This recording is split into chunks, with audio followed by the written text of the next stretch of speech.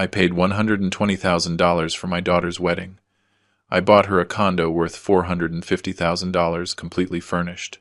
And when I arrived at her ceremony, I found a 25-foot banner with my photo and the words, "This man is not welcome at this party." Before we continue, subscribe to the channel and hit the bell because we have new stories every day. Leave a like and tell us in the comments what city you are watching from. My name is Andrew. I am 64 years old, and for a long time I believed I had built something solid. A life based on respect, honest work, and unconditional love for my only daughter, Emily. Today, as I write these lines from the terrace of my house in Florida, with the ocean shining under the December sun of 2024, I can say that finally I understand what my own father tried to teach me decades ago. A man is not measured by how much he gives, but by how much respect he demands in return.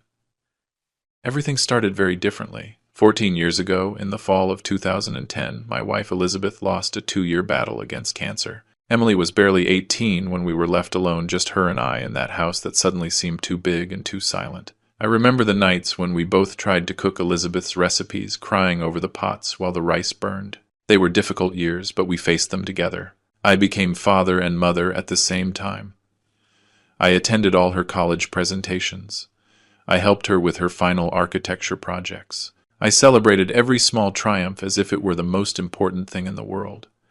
When Emily got her first job at a design studio in Chicago, I felt that Elizabeth would be proud from wherever she was. I taught her everything I knew about financial management, about keeping her word, about valuing people for their character and not their bank account. During those years, I built a modest but solid wealth. I had worked 35 years in the citrus export sector, starting as a simple clerk and becoming a partner in a respectable agricultural coup.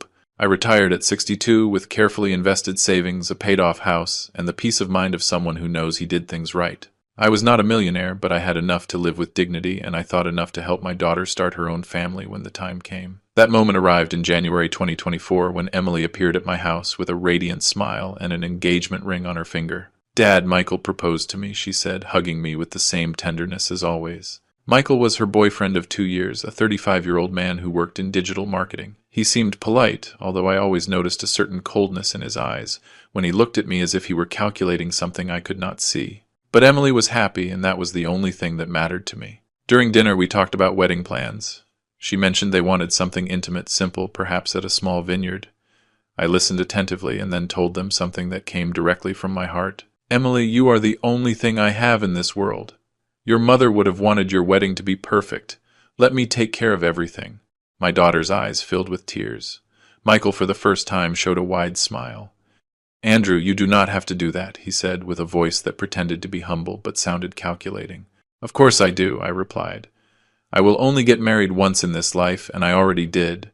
Now it is my daughter's turn to have the most beautiful day of her life." During the following months, I sold part of my bond investments and some stocks I had kept as a reserve. The money I had planned for travel during my retirement to see Japan and tour South America, I dedicated entirely to the wedding. Emily and Michael chose a magnificent resort with ocean views. The initial budget was $80,000, but with every planning meeting, the small details multiplied. An exclusive photographer from New York imported flowers, a high-end menu with fresh seafood and French champagne. In the end, the figure reached $120,000. $120,000 that represented years of sacrifice, of waking up early, of saving every penny, thinking about the future. But every time I saw the excitement in Emily's eyes, I thought, it is worth it, everything is worth it for her. And I did not stop there. 3 months before the wedding, Emily and Michael mentioned casually that they were looking for an apartment to rent after getting married. That same night, I could not sleep. I imagined my daughter, the girl I had raised with so much love, paying eternal rent without building her own equity. I decided she deserved more. I found a perfect condo in a historic neighborhood in the city. 3 bedrooms completely renovated in a beautiful building. The price was $450,000, including the furniture the previous owner had left. Quality furniture, an equipped kitchen, everything ready to move in. I took out a mortgage on my own house, liquidated my last investment funds, and closed the deal. When I gave the news to Emily in April, a month before the wedding, I expected to see her cry with happiness. Instead, her reaction was strangely contained. "Dad, you did not have to do that," she said with a voice I did not recognize. "It is too much." I explained it was my wedding gift, that I wanted to see her established and secure. She smiled, but the warmth had disappeared from her eyes. During the last weeks before the wedding, I noticed subtle changes that I ignored then, but now looking back, I see with painful clarity. Emily stopped visiting me on Sundays, our sacred tradition since Elizabeth died. When I called her, the answers were brief, distracted. "I am busy with preparations, Dad," she always said. Michael stopped coming by my house completely. I attributed everything to pre-wedding nerves, to the stress of preparations. Never, not even in my worst nightmares, did I imagine what awaited me on June 15th, 2024. The day of June 15th, 2024 dawned with a perfectly blue sky. I woke up at 6 in the morning in my room at the hotel where I was staying a few miles from the venue. I had chosen to stay in a different place so as not to bother the couple, thinking that perhaps they wanted their space before the ceremony. How naive I was. I showered calmly, shaving carefully in front of the mirror. Every gesture was deliberate, almost ceremonial. This was the most important day in my daughter's life, and I wanted to be impeccable. I had bought a new suit, a dark navy Italian cut, a white Egyptian linen shirt, and a burgundy silk tie that Emily had given me the previous year for my birthday. "So you can wear it at my wedding, Dad," she had said, then kissing my cheek. I placed in the inner pocket of the suit my father's gold watch, the same one he wore the day he married my mother in 1972. It was a family tradition, wearing something from the ancestors as a symbol of continuity, of legacy. I felt that Elizabeth was accompanying me in that moment, that somehow she would be present on that special day. I arrived at the venue at 11 in the morning. The ceremony was scheduled for 12:30, followed by a cocktail in the gardens, and then dinner in the grand ballroom. The place was spectacular, mixed with modern luxury, towering palm trees, water fountains, the scent of the sea mixing with the perfume of thousands of white flowers decorating every corner. As I walked through the main access, I greeted the hotel staff. Some recognized me from previous planning meetings and returned the greeting with professional courtesy. I felt good, proud. I had managed to give my daughter exactly what she deserved, a setting worthy of a princess for the most memorable day of her existence. The main hall was located at the end of a long corridor, decorated with monumental floral arrangements. I could hear the murmur of voices, laughter, soft background music. The guests were already starting to arrive. I quickened my pace a little, wanting to make sure I was present when Emily made her triumphal entrance. I turned the final corner of the corridor, and that was when I saw it. Hanging on the great archway to the main hall, impossible to ignore, was a huge banner. 25 feet long, I calculated later, although at that moment my brain could barely process dimensions. The material was an immaculate white fabric with black letters at least 20 inches high, but it was not the letters that froze me on the spot. It was my face. A photograph of me enlarged to almost life-size occupied the center of the banner. It was not just any photo, it was one that Emily had taken during a vacation the previous summer, where I appeared smiling, relaxed, happy. We had spent a wonderful week laughing like we had not done since she was a child. And under my smiling face in those huge and relentless black letters, the text said, "This man is not welcome at this party." The world stopped. I swear that in that instant the sound disappeared, as if someone had pressed a mute button on the entire universe. My heart beat so hard I could feel it in my temples, in my neck, in the tips of my fingers, holding the small additional gift I had brought for Emily, a pearl necklace that had belonged to Elizabeth. I remained motionless, unable to move forward or backward, while my brain tried desperately to make sense of what my eyes were seeing. It had to be a mistake, a terrible confusion. Maybe it was a bad joke by some guest. Maybe someone had placed that without Emily knowing, without Michael authorizing it. But then I began to hear the voices. "Is that the father of the bride?" said a woman with a scandalized tone. "What a shame, poor man," whispered an older gentleman with genuine compassion. "I would kick him out of my wedding too, if he were my father," commented someone younger with casual cruelty, provoking stifled laughter around him. I slowly raised my eyes from the marble floor where my gaze had fallen. Guests were everywhere. Dozens, perhaps hundreds of people circulated through the cocktail area preceding the main hall. Everyone, absolutely everyone, passed under that banner. They read it, looked at my photograph, and then searched for me with their eyes among the crowd. When they found me, reactions varied. Some looked away immediately, ashamed to be witnesses to such public humiliation. Others whispered among themselves, pointing at me discreetly. A group of young people, probably Michael's friends, observed me with mocking smiles as if I were the unofficial entertainment of the afternoon. 420 guests, I remembered. That was the final number on the list. 420 people who had been invited to celebrate my daughter's love, paid for with my money, fed with food I financed, and all of them were now witnesses to my absolute degradation. I forced my legs to move. I had to find Emily. There had to be an explanation. I crossed the hall like an automaton, dodging waiters with champagne trays, avoiding conversation groups. The gazes followed me like spotlights on a stage. I felt my face burning, the shirt collar suddenly too tight, the air dense and difficult to breathe. And then I saw her. Emily was at the back of the hall, near the doors that led to the gardens. She wore a spectacular wedding dress, French lace, a 10-foot train, the veil held with a crystal tiara. She was radiant, beautiful, perfect, exactly as I had imagined she would look on her wedding day. She was laughing. Michael had his arm around her waist, whispering something in her ear. His parents were there too, all forming a closed circle, champagne glasses in hands. And my daughter, my only daughter, the girl I had raised with every ounce of love that existed in my shattered heart after losing Elizabeth, was laughing with a carefree and bright joy. Our eyes met for a second, just a second. I saw something cross her eyes, something that could have been discomfort or perhaps guilt, but then Michael told her something else. She returned her attention to him, and the laughter continued. There was no explanation, there was no apology, there was no attempt to approach me to take down that monstrous banner to protect her father from the biggest humiliation of his life. In that moment, standing in the middle of a hall full of strangers looking at me with pity or amusement, I understood something fundamental. My daughter had betrayed me. Not by accident, not by mistake. With full awareness and cruel deliberation, Emily had chosen to humiliate me publicly on the day I had worked so hard to make perfect. Tears threatened to flow, but I refused to give them that additional pleasure. I took a deep breath, squeezed Elizabeth's pearl necklace in my fist until I felt the beads mark my palm, and made the most difficult decision of my life. I turned around and started walking toward the exit. Every step toward the exit weighed as if I were wearing chains on my ankles. I did not run, I did not scream, I did not make a scene. Something deep inside me, something that came from very far in my family lineage, ordered me to keep my composure. My grandfather had survived war without losing his dignity. My father had faced the bankruptcy of his small business in the 80s and had rebuilt himself from scratch without ever begging for compassion. Both had taught me something fundamental. In moments of greatest defeat, the way you withdraw defines who you really are. I remembered with crystal clarity an autumn afternoon in 1986. I was 26 years old and had just lost an important job opportunity because a colleague had betrayed me, stealing my project and presenting it as his own to the bosses. I arrived at my parents' house, furious, crying with rage, wanting to destroy something or someone. My father poured me a glass of whiskey, sat me in his study, and told me something I never forgot. Andrew, a man is measured by how he reacts when he is disrespected.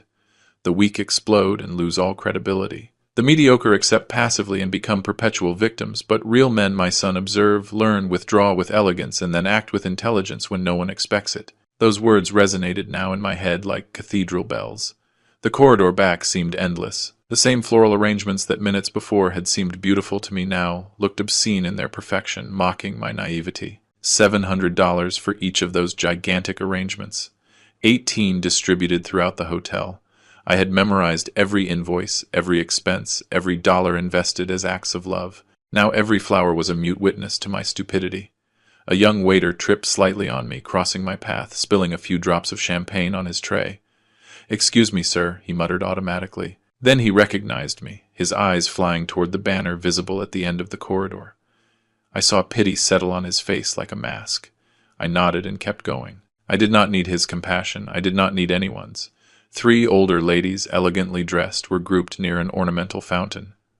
Seeing me pass, one of them clicked her tongue with disapproval. "What horror, what a lack of manners," she said loudly enough for me to hear.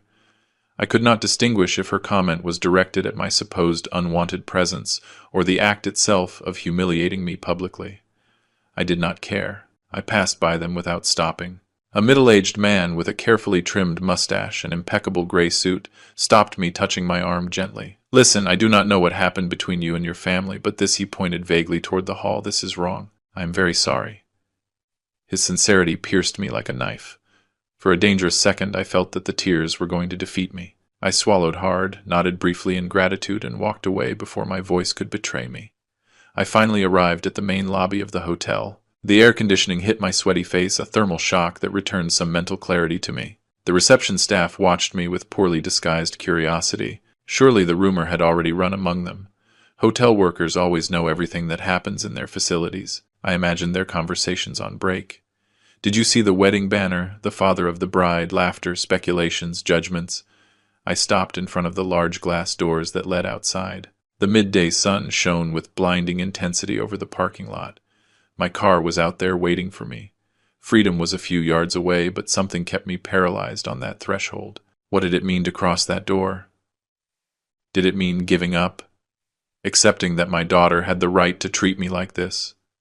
Validating in some way the narrative that Michael had evidently built about me? My phone vibrated in my pants pocket. I took it out with trembling hands. A message from Emily. Dad, please do not make a scene.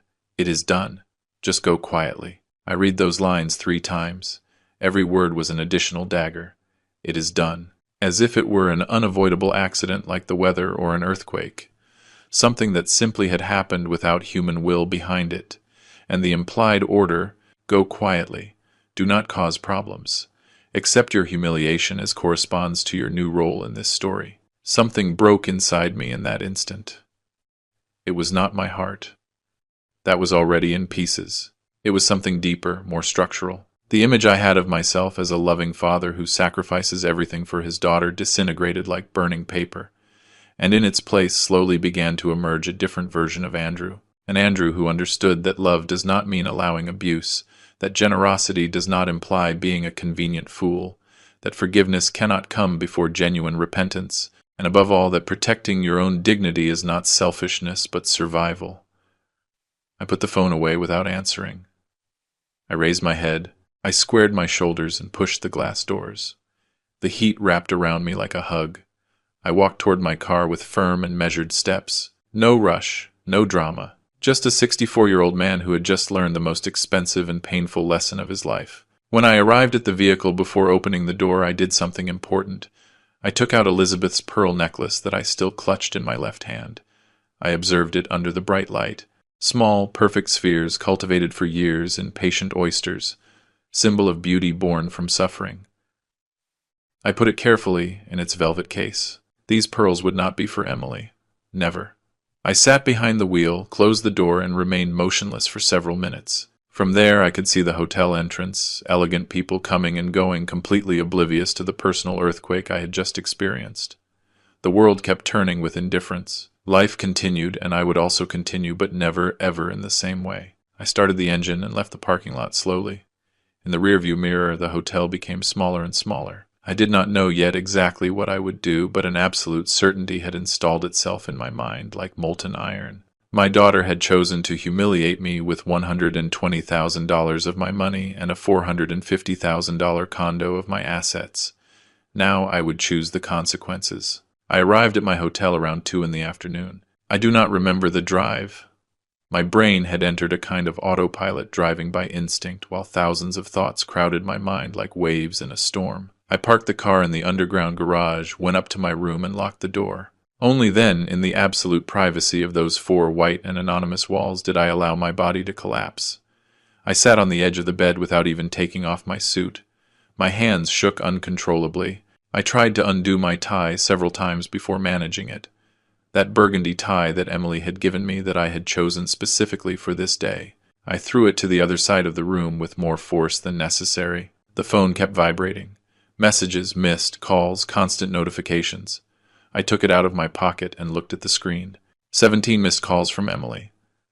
32 WhatsApp messages. Some from numbers I did not recognize, probably guests who had witnessed the show. I turned off the phone completely. I was not ready to face any of that yet. That night I did not sleep, not a minute. I stayed sitting in the armchair by the window, watching the city lights blinking in the dark. My mind replayed scenes on a loop. The banner, Emily's laughter, the looks of pity from strangers, the cold message ordering me to leave in silence.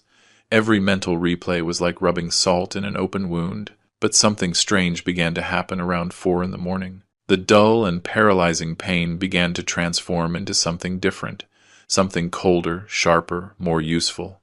Mental clarity. For the first time in hours, my thoughts ceased to be a chaotic whirlwind and began to organize into straight and logical lines.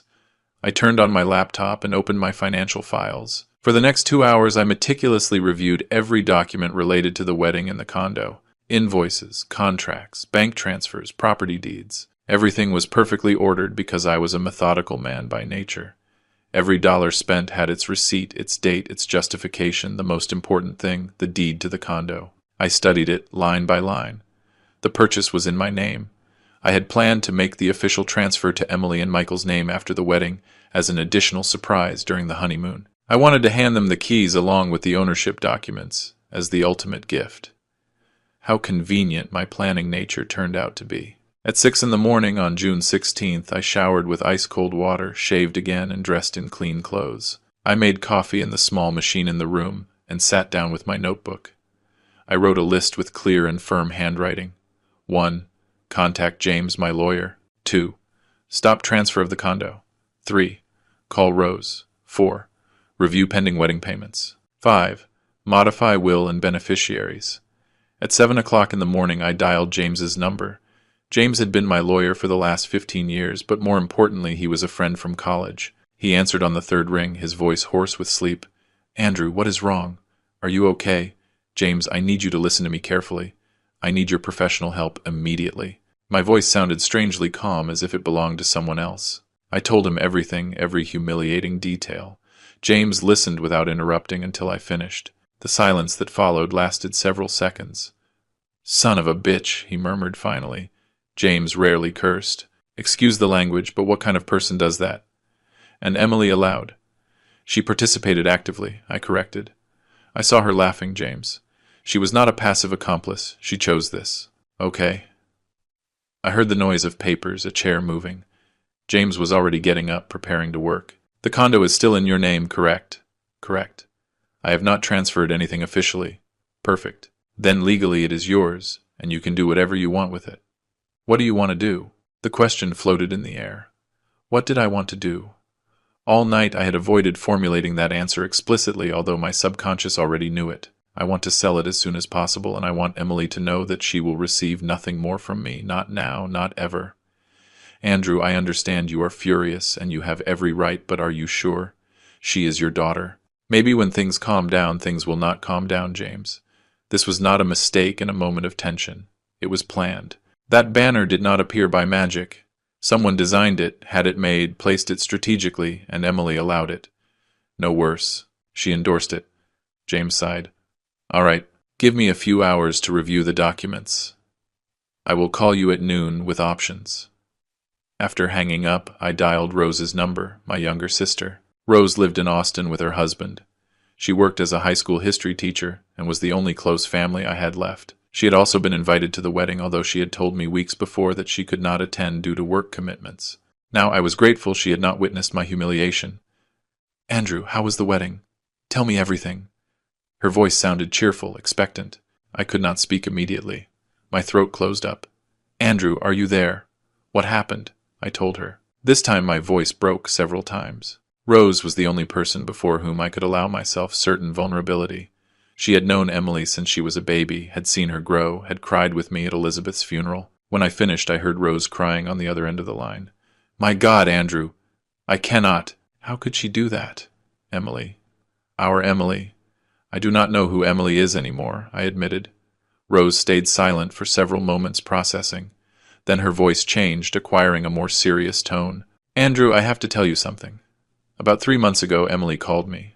She was weird distant. She told me she was worried because you were becoming very controlling with the wedding plans, that you wanted to impose your ideas, that Michael felt you were trying to separate them." I sat up straighter. "What?" I told her that was ridiculous, that you were the least controlling man I knew. But she insisted.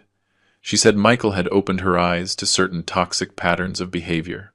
Those were her exact words. Toxic patterns. The rage I had been holding back all night finally found a clear target. Michael. This had Michael's fingerprints all over it. "She kept calling me during the following weeks," Rose continued, increasingly convinced that you were a problem, that they needed to set boundaries, that her new family with Michael was her priority. I tried to reason with her, but eventually she stopped calling me too. I thought it was prenuptial nerves. Everything fit with terrible clarity. Michael had executed a classic manipulation manual. Isolate the victim from their support network, rewrite family history, plant seeds of doubt and resentment. And Emily, my intelligent and educated daughter, had fallen completely into the trap. Or maybe she had not fallen. Maybe she had chosen to believe that narrative because it suited her. "Rose, I need you not to talk to Emily if she contacts you. Can you do that for me?" "Of course. I am on your side, brother. Always." We hung up after a few more minutes. I looked at my to-do list. I had already completed the first 3. It was time to execute the rest of the plan. Emily had chosen war. Now she would learn that her father, the man she completely underestimated, knew how to fight with intelligence she never saw coming. The next 6 days were a whirlwind of methodical activity and decisions that would change everything forever. James called me exactly at noon on June 16th as he had promised. His voice sounded professional focused. "I have news. First, the condo is completely in your name, and there is no legal impediment to selling it. Second, I reviewed the wedding contracts. There are 2 important payments that have not yet been processed completely. The final buffet and the floral decoration. They total $25,000. They are in the bank clearing phase, which means we have a window of approximately 72 hours to stop them if we act fast." I sat up in the chair of the small hotel desk where I had set up my makeshift operations center. "Can we stop those payments legally?" "Yes, but we need to move fast. It is you who signed the contracts and who ordered the transfers. You have the right to cancel them before final clearing. The vendors will not be happy, but legally we are covered. Do it. Cancel everything you can." "Understood. Now about the condo. I have a contact, a Portuguese investor who specializes in city properties. I spoke to him about the property this morning without giving personal details. He is interested. He can close fast in cash, but obviously he will offer less than market value.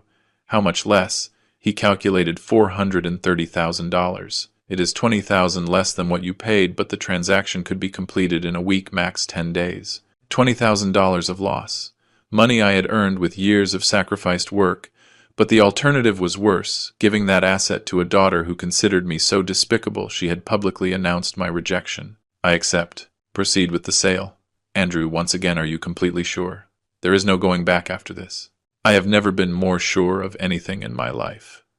During the following days, my hotel room transformed into a makeshift legal office. James sent me documents by email that I printed in the hotel business center, signed and scanned back. The Portuguese investor, a Mr. Rui Cardoso, turned out to be exactly what I needed. Discreet, efficient, and without unnecessary questions about the reasons for such a rushed sale. On June 17th, I received a furious call from the catering service manager. I had managed to stop the payment just in time. "Mr. Andrew, this is completely unacceptable. We fulfilled our service. The food was served, the staff worked. You cannot simply cancel the payment. Check the contract," I replied with a calm voice. Clause 7.3 establishes that the client has the right to dispute charges if the service does not meet agreed expectations. I did not authorize my investment to be used to humiliate me publicly. I consider that a fundamental breach of the spirit of the agreement. It was a creative interpretation, probably unsustainable in court, but the manager had neither the time nor desire to start a long legal process for $25,000. After 30 minutes of tense negotiation, we reached an agreement. They would return $15,000 and keep $10,000 as partial compensation for services rendered. I accepted. Recovering something was better than nothing. On June 18th, I performed another crucial task. I drove back home and went directly to the office of my financial manager, Albert, a bald man in his 50s who had managed my investments for a decade. "Albert, I need to make important changes to my beneficiary documents." He opened my file on his computer, adjusting his glasses. "Sure, Andrew. What kind of changes?" "I want to remove Emily from my life insurance, from my pension plan, and from any investment account where her name appears." Albert looked at me over his glasses, surprised. "That is... Well, it is a significant decision. Are you sure?" "Emily is your only daughter." "I am completely sure. And there is more. I want to designate new beneficiaries." I spent the next hour working with Albert on the complete restructuring of my assets. As main beneficiaries, I designated 3 organizations: a foundation for elderly care, a local charity, and the Cancer Society in memory of Elizabeth.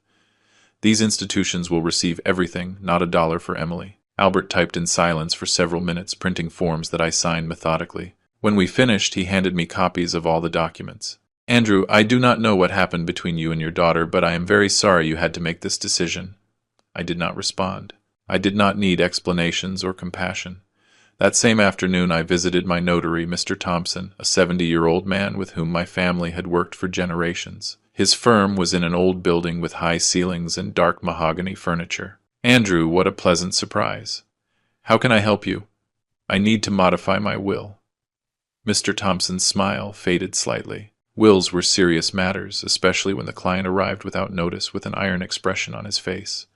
I explained the changes I wanted. Mr. Thompson took notes with his antique fountain pen, nodding occasionally. When I finished, he left the pen on the desk and studied me carefully. Andrew, my professional obligation is to ensure that you fully understand the implications of these changes. You are effectively disinheriting your only direct descendant. I know, let her receive nothing and everything goes to the same charities I designated with Albert. I want every financial decision I make from now on to benefit people who really value family, not those who destroy it. Mr. Thompson nodded slowly and began to draft. The process took almost 2 hours. When I finally signed the new will before 2 witnesses whom Mr. Thompson summoned from his office, I felt something strange. Not pain, not vengeful satisfaction, but simply relief. The relief of knowing I had taken control of my life again. On June 20th, James confirmed that the sale of the condo was practically closed. Mr. Cardoso had transferred the deposit and his lawyer was finalizing the papers. The final signing would be on June 22nd. That night, sitting on my terrace with a glass of red wine, I performed the most symbolic and definitive action of all. I took my mobile phone, which I had kept off for days, and turned it on. 143 missed calls from Emily. 287 messages. There were also messages from Michael, some common friends, distant cousins. Everyone wanted explanations, mediations, reconciliations. I went to WhatsApp settings. I blocked Emily's number. Then I blocked Michael's. Then I went to my phone contacts and deleted them completely. Their email addresses too. Blocked. Facebook, Instagram. All social networks. Blocked and deleted. In a matter of 10 minutes, Emily had disappeared completely from my digital life. She could not contact me even if she wanted to. No more pleading messages. No more attempts at justification. No more emotional manipulation. On June 22nd, I signed the deed of sale for the condo. $430,000 were transferred to my bank account. Money originally destined to be Emily and Michael's nest now back in my hands. I invested it immediately in conservative funds in my exclusive name. That night back home, I calculated the final numbers. Of the $120,000 for the wedding, I had recovered $15,000. From the condo, I had lost $20,000 in the quick sale. In total, my decision to completely cut Emily from my life had cost me around $125,000. It was the most expensive price I had ever paid, and also the most necessary. Emily and Michael returned from their honeymoon in Greece on June 28th, exactly 13 days after the ceremony. As Rose would tell me weeks later, they had spent those days at a 5-star resort, posting idyllic photos on social media. Romantic sunsets, dinners by the water, perfect smiles. The image of absolute happiness. They landed at the airport around 3 in the afternoon. Michael had rented a car to pick up their bags and drive directly to the downtown condo. Their apartment, as they surely called it between themselves during the whole honeymoon. The gift from the foolish and convenient father-in-law who had paid for his public humiliation with $450,000 in real estate. According to Emily, she told Rose subsequently in a desperate call. Michael was euphoric during the drive from the airport. He talked about the furniture they would change, the minor renovations they would make, how finally they would have their own space without depending on rent. He had even calculated how much they could save monthly by not paying rent money they would invest in trips and luxuries. They arrived at the historic building near 5 in the afternoon. The doorman, an older man named Stephen, who had been working there for 30 years, stopped them in the lobby before they could get on the elevator. "Excuse me, are you Emily and Michael?" Emily smiled, probably assuming the doorman recognized them as the new owners. "Yes, it is us. We are coming to settle into the 4th-floor apartment."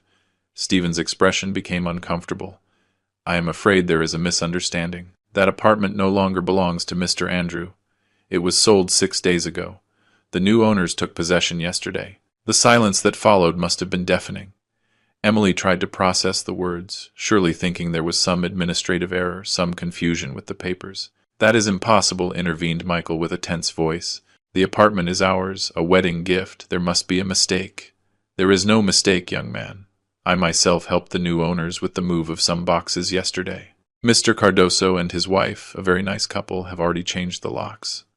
Emily took out her mobile phone, her hands shaking, according to her own later account. "She tried to call me. The call did not go through. It went directly to an automatic message.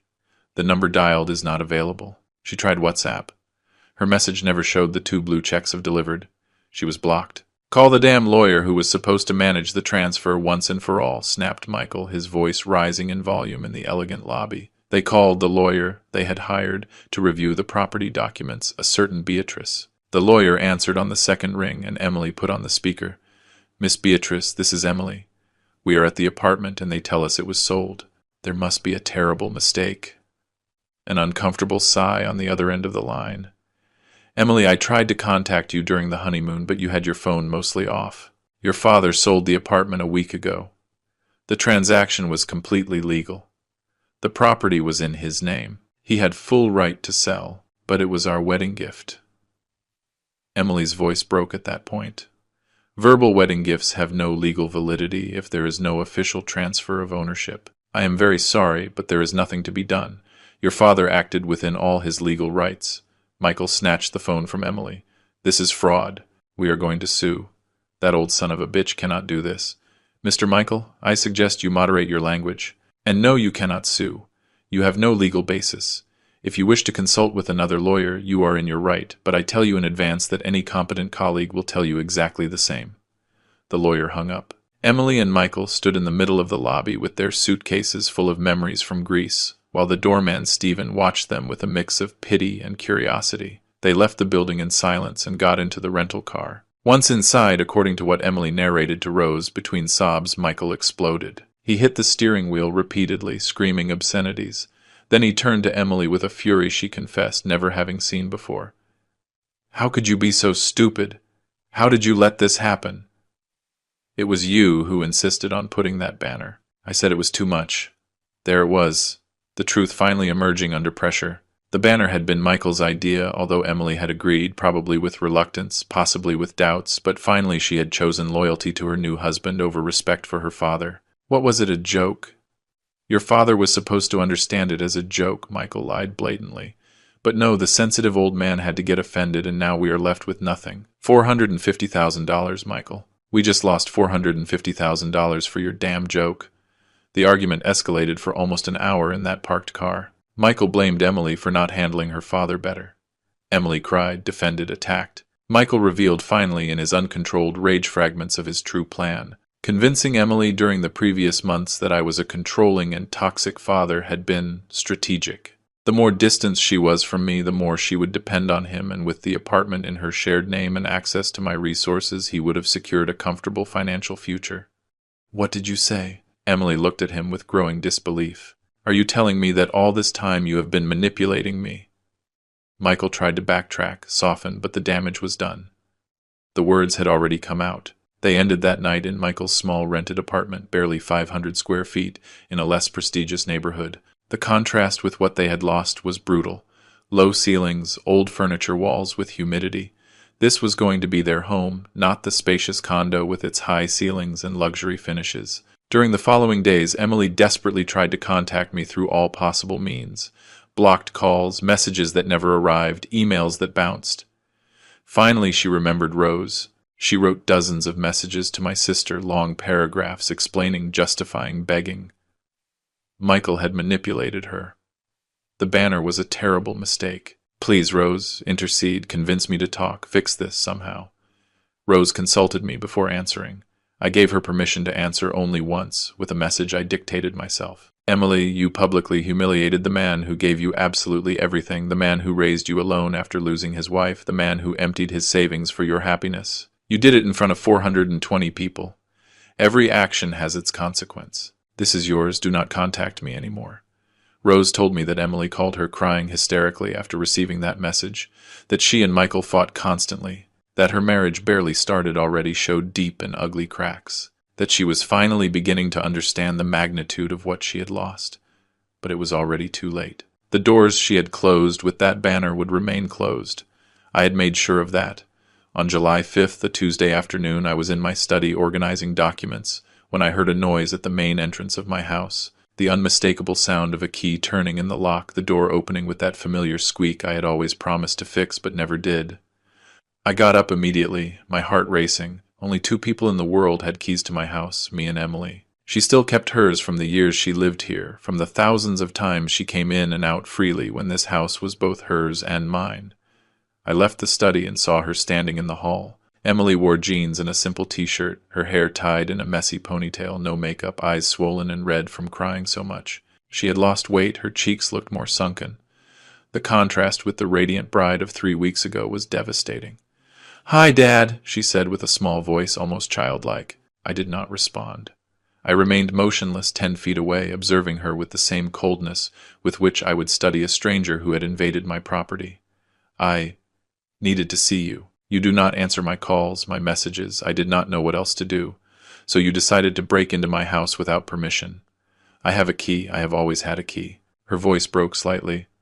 "This is my house too, right?" "No," I replied with a flat voice.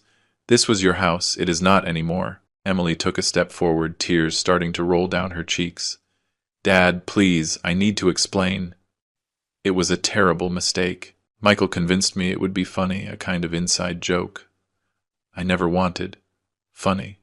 The word came out like a whip. "Hanging a 25-foot banner with my photo declaring I am not welcome at a party I paid for with $120,000. Did that seem funny to you?" "No. When I saw it hanging, I realized it was horrible, but it was too late.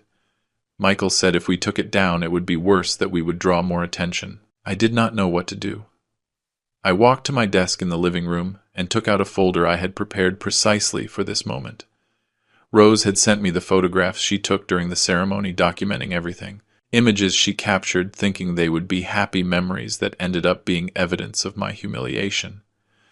I opened the folder in front of Emily and scattered the photographs on the coffee table. In one of them, she appeared clearly visible at the back of the hall, laughing with Michael while I stood alone under that monstrous banner. In another, she conversed animatedly with his parents, champagne glass in hand, without an ounce of concern on her face. In a third, taken from another angle by some guest, Rose got through common contacts. Emily looked directly toward where I was, and although she was not smiling in that precise instant, there was no horror or guilt in her expression either, just a disturbing calm. "This does not look like someone who was distressed or regretful," I said, pointing at the images. "This looks like someone who knew exactly what she was doing and did not care." Emily observed the photographs, her face breaking down more with every image. I was in shock. I did not know how to react. Michael had told me all morning that you would understand that it was our wedding and we could do whatever we wanted, that you were too controlling and we needed to set boundaries. Controlling. The word came out loaded with bitterness. "Emily, I paid for a $120,000 wedding. I bought you a $450,000 condo. I liquidated my life savings for your happiness, and you call me controlling." It was not me who said that. It was Michael. Michael convinced me for months that you had problems, that you wanted to dominate my life, that I needed to distance myself. And you chose to believe him. The silence that followed was dense, heavy. Emily collapsed on the sofa, burying her face in her hands. "You sold the condo," she said. Finally, her voice choked. "Rose says you changed your will, that you erased me from everything." "Correct. But I am your daughter, your only daughter." I sat in the armchair opposite her, maintaining physical and emotional distance. "Emily, let me explain something I learned very recently in the most painful way possible. Being a father does not mean accepting any type of mistreatment. Love is not synonymous with being an emotional doormat you walk on when it suits you. For years, I confused generosity with weakness, and you learn to exploit that confusion. I never exploited you, did I? Let me see. I paid for your entire college degree. I bought you a car when you graduated. I helped you with the deposit for your first rented apartment. I financed your master's degree. And when all that was not enough, you emptied what remained of my resources for an obscenely expensive wedding and a condo you never really thanked me for. I did thank you. I always thanked you. Words are cheap, Emily. Actions reveal the truth. And your actions told me in front of 420 people that I am so despicable I do not even deserve to be present at your most important moment. Emily cried inconsolably for several minutes. Part of me, the part that had raised and loved her for 32 years, wanted to comfort her, hug her like I did when she was little and had nightmares, tell her everything would be okay. But that part was no longer in charge. It had been replaced by something harder, wiser, more necessary for my survival. Michael and I are fighting all the time, she confessed between sobs. He says it is my fault we lost the condo, that I should have handled you better, that I ruined his plan. His plan, I repeated, interesting choice of words. He manipulated me, Dad. He distanced me from you, from Rose, from everyone. He made me believe horrible things about you, and I was so stupid I believed him. You had multiple opportunities to question him, to talk to me, to verify those supposed truths about my controlling behavior. You did not do it. You chose the easy way. Emily looked at me with pleading eyes. What can I do? Tell me what to do to fix this. I will do whatever. I stood up, indicating this conversation was over. There is nothing to do, Emily. You cannot unruin this. Some actions have permanent consequences. Humiliating me publicly was your choice. Living without my support, financial or emotional, is the consequence. You cannot do this. I am your daughter, and I was your father. The father who deserved basic respect. The father who sacrificed everything for you. You chose to destroy that. Now you will live with your choice. I walked her to the door. She resisted, leaving, clinging to the frame, begging for one more chance. But I had made my decision, and it was unbreakable. Please give me your key, I said, extending my hand. Emily looked at me, horrified. My key. You do not live here anymore. You are not welcome here anymore. The key, please. With trembling hands, she took the keychain out of her bag and detached my house key. She placed it in my palm. The metal was warm from being in her pocket. You will regret this, she said, with a final flash of rage between tears. No, I replied with absolute certainty. The only thing I regret is having taken so long to defend myself. I closed the door gently but firmly. I heard her sobs on the other side for several minutes before she finally walked away.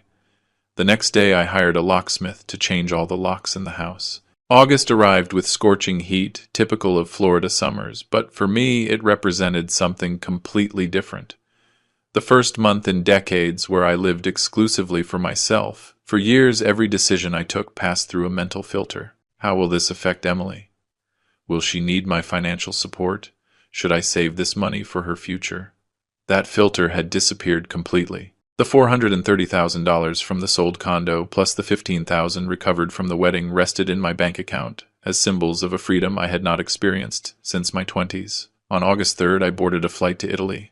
30 days in Tuscany, a region Elizabeth and I had dreamed of visiting together, but always postponed for responsibilities, for saving for Emily's education, for 1,000 reasons that now seemed absurd. When Emily finishes college, we said, when she gets married, we planned, always postponing our happiness for a future that never arrived. I rented a small apartment in a medieval village perched on the hills. Every morning I woke up with church bells ringing at 7, opened the old wooden shutters, and breathed the air perfumed with lavender and wild rosemary. I ate breakfast, strong coffee, and pastries in the main piazza, observing Italian locals, playing cards, and discussing politics passionately. I had no agenda. I had no obligations. I simply existed. Some days I walked through the vineyards surrounding the village, chatting with local farmers. A 78-year-old gentleman invited me to his family winery and showed me how they tasted the local wine. Life is too short to drink bad wine or spend time with people who do not appreciate you, he told me while we toasted under the wooden beams of his century-old cellar. I did not know how much I needed to hear exactly those words. Other afternoons I sat on sunny terraces with my new notebook, drawing clumsily the landscapes of cypress and olive groves. I had no artistic talent. My proportions were disastrous and my perspective non-existent, but it did not matter. I drew for the pure pleasure of creating something, of transforming what my eyes saw into lines on paper. It was meditative healing. I met other travelers in trattorias and cafes. A retired German couple who had been touring Europe in an RV for 2 years. A French professor who had quit his tenure to write a novel. A Canadian photographer my age, traveling alone after divorcing, documenting Renaissance architecture. None knew me as Emily's father, or the man from the banner. I was simply Andrew, an American in Tuscany, free of all history. On August 19th, while dining alone in a family restaurant, I received a message from Rose. It was a photo of Emily she had found on Facebook through a mutual acquaintance. My daughter looked gaunt without makeup in Michael's small apartment they now shared. The caption said something melodramatic about hard times strengthening true love. I looked at the image for 30 seconds, expecting to feel something. Guilt, maybe. Or vengeful satisfaction. But the only thing I felt was nothing, a neutral void. Emily had chosen her path, I had chosen mine. I put the phone away and returned to my pasta, enjoying every bite. I returned home on September 1st with a few extra pounds from the pasta and wine, tanned skin, and something fundamental. I had recovered the capacity to feel joy without guilt. A week later, I enrolled in a painting workshop for beginners at my local community center. We were 8 students, mostly retired women who laughed at their own mistakes and celebrated every small progress. The teacher, a 40-year-old artist with paint-splattered hair, taught us with infinite patience. Art is not about perfection, she said. It is about authentic expression. For the first time in my life, I held a brush without a productive goal.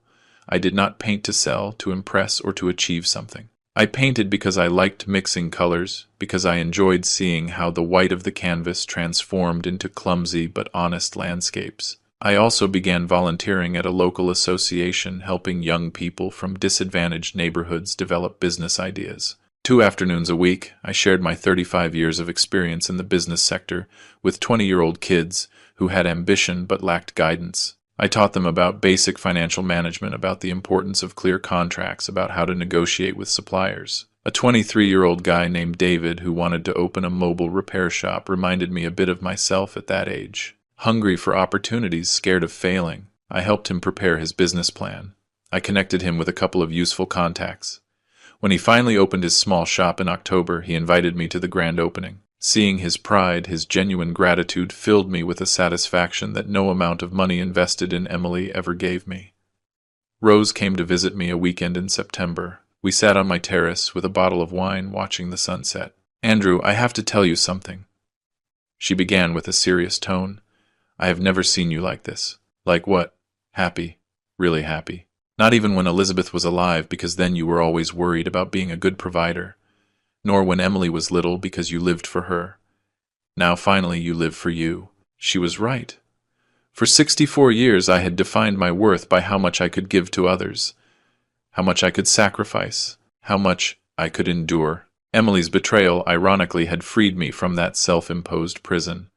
Do you know what is the strangest thing I confessed to Rose? I do not miss her. I thought I would miss her terribly, that I would wake up crying, that every moment would be stained by her absence. But it is not like that. It is as if the Emily I loved, the daughter I thought I had never really existed, and you cannot miss someone who was an illusion. Rose nodded understandingly, taking my hand in hers. That is wisdom, brother. Painful, but wisdom finally. For the first time in months, I went to sleep that night feeling something similar to peace. September advanced quietly, but the outside world had not forgotten me. News about Emily and Michael reached me in fragments, like pieces of a broken mirror reflecting a reality that was no longer mine, but some insisted on showing me.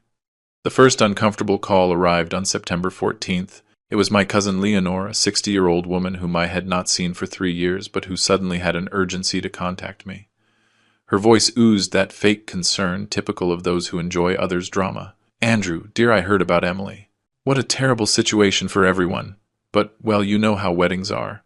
There are always tensions, surely with time.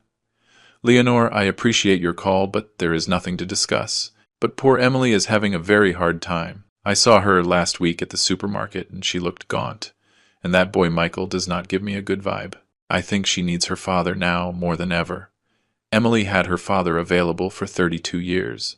She chose to humiliate him publicly. The consequences of those choices are not my responsibility. Oh, Andrew, how hard you are. She is your daughter. Blood is blood. Blood does not justify abuse, Leonore. If there is nothing else, I have commitments this afternoon." I hung up before she could continue. That same week I received similar calls from 2 distant uncles and a neighbor of Emily who felt entitled to opine. Everyone recited variations of the same script. She is your daughter. You must forgive. Family is the most important thing. Think of Elizabeth. What would she say? That last phrase, invoking my dead wife to manipulate me emotionally, infuriated me more than anything else. Elizabeth had been a woman of iron principles. She had taught me that true love includes healthy boundaries, that forgiving does not mean forgetting or restoring lost privileges. If Elizabeth would tell me something now, it would be, protect yourself, Andrew. Protect your dignity. Rose, faithful to her promise, only contacted me when she had relevant information, not to pressure me. At the end of September, she called me with a particularly serious tone. "Andrew, you need to know something, not so you change your mind, but because I think you deserve to understand the full picture." "I am listening." "Emily and Michael are in serious trouble, economic, marital, everything. The apartment where they live costs a lot in rent plus bills. Michael works freelance, but his income is irregular. Emily is still at the same architecture studio with a regular salary. Between the two, they barely make ends meet. I said nothing, waiting for her to continue. But there is something worse. A neighbor in their building who casually knows my sister-in-law told her something disturbing. She sees Michael leave regularly late at night, very dressed up with expensive cologne. He returns at dawn.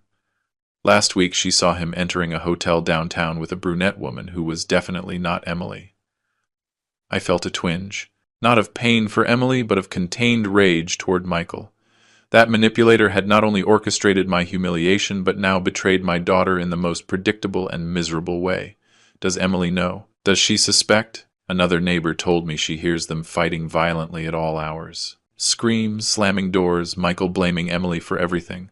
That if she had handled the situation better with you, that if she were not so useless that she ruined his future.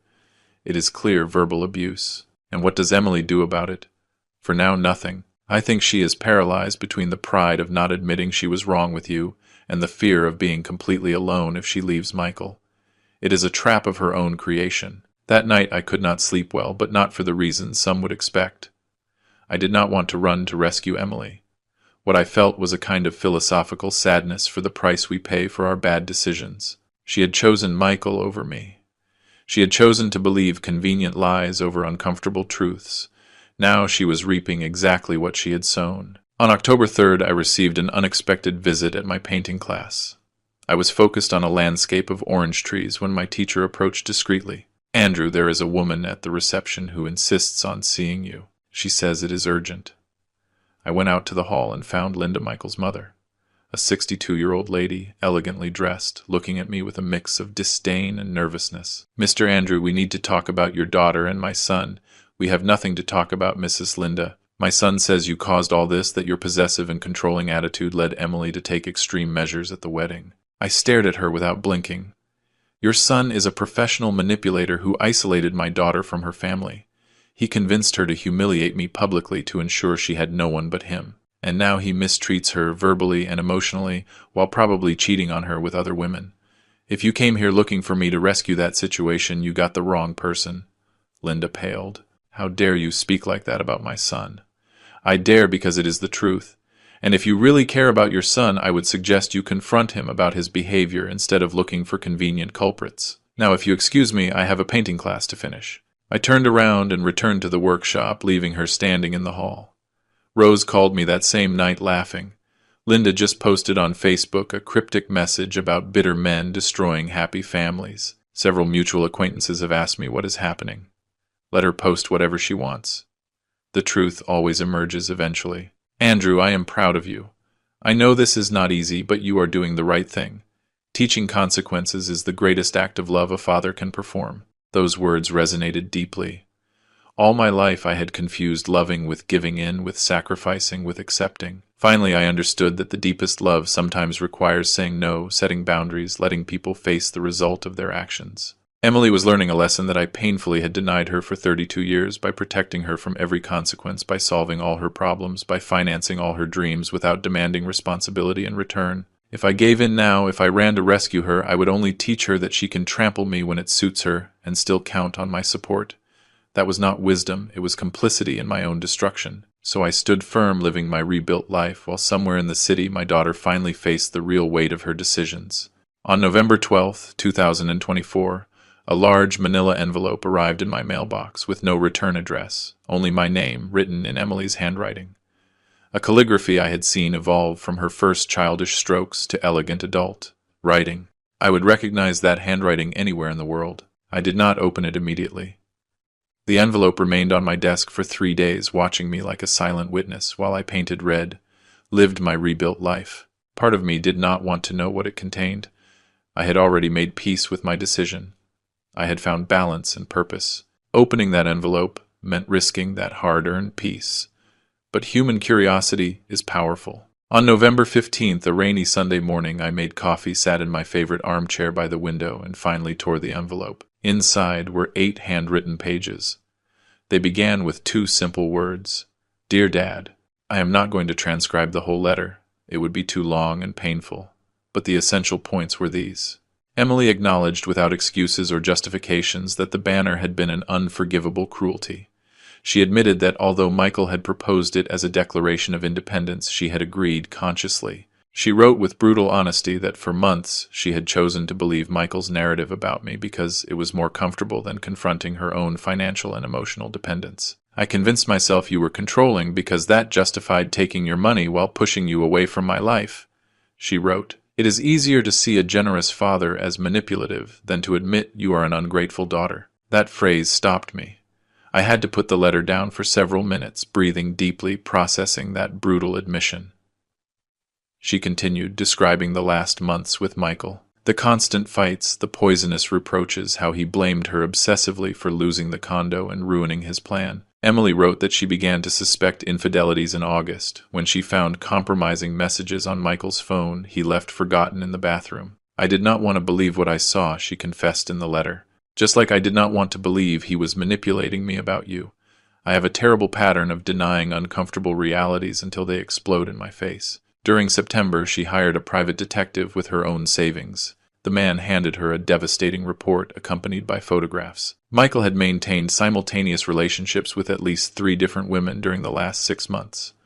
One of them since before the wedding. The detective documented hotel entries, romantic dinners, even a weekend in another city with one of his lovers while he told Emily he had a work conference. I confronted Michael on October 25th with the evidence, she wrote.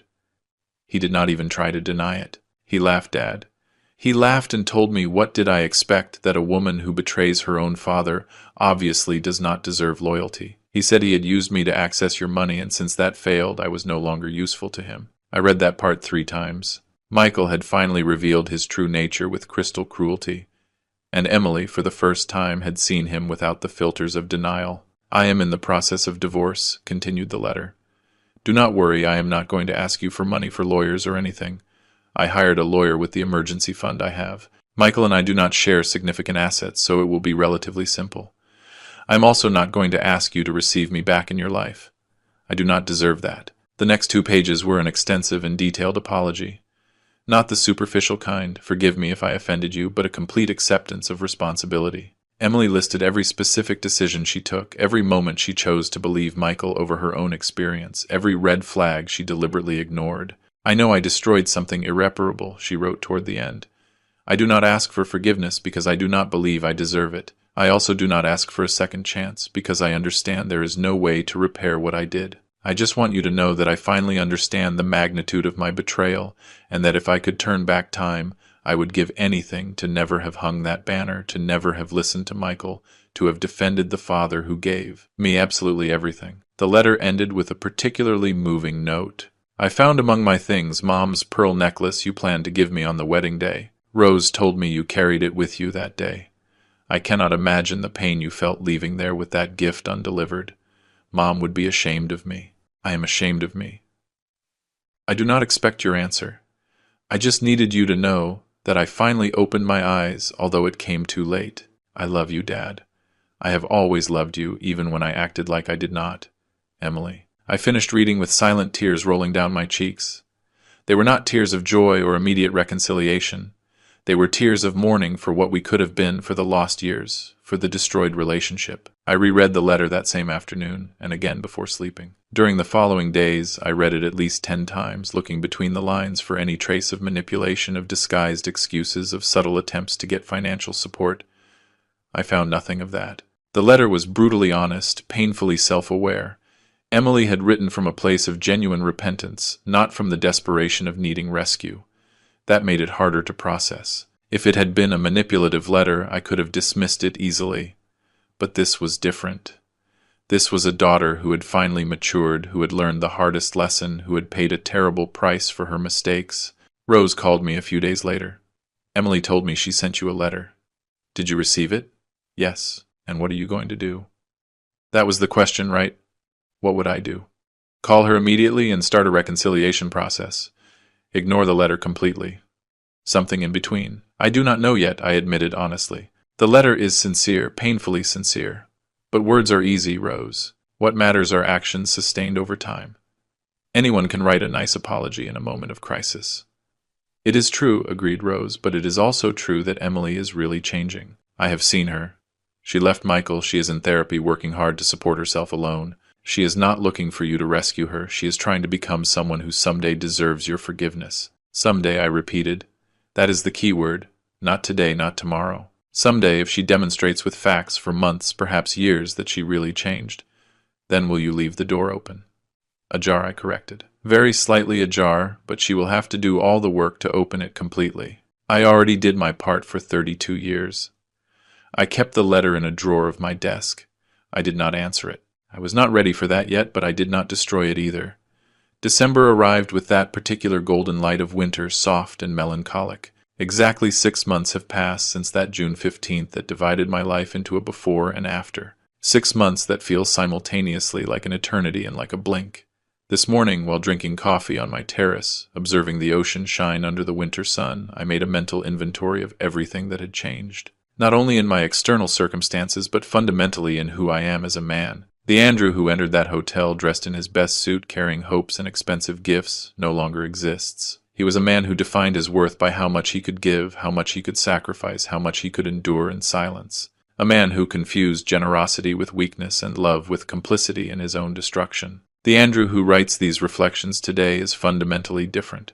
I have learned that protecting your dignity is not selfishness, it is survival, that setting boundaries is not cruelty, it is self-respect, that some relationships, no matter how much blood they share, need to end for both parties to evolve. Yesterday I received a call from James, my lawyer and friend.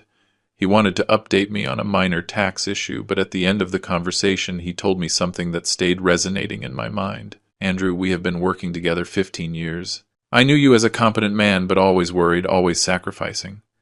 These last months I see you different, lighter, more present. It is as if finally you stopped living to please ghosts and started living for yourself. He was right. For decades I lived tormented by self-imposed obligations. I had to be the best husband to honor Elizabeth. I had to be the perfect father to compensate for the absence of a mother. I had to sacrifice my dreams to finance Emily's. It was an invisible prison, but absolutely real. Emily's betrayal paradoxically broke those chains. Now my mornings begin with painting, not with worries about others' needs. My afternoons are spent teaching young entrepreneurs who really value my experience. My nights pass reading books. I always postponed watching movies. Elizabeth and I had planned to see together, cooking new recipes, just because I feel like experimenting. David, the 23-year-old boy I helped with his mobile repair shop, came to visit me last week. His business is going well. He has 3 employees now. He brought me a bottle of wine and a card that said thanks for believing in me when no one else did. That simple card gave me more satisfaction than all the years financing Emily's whims. Because David genuinely valued my support.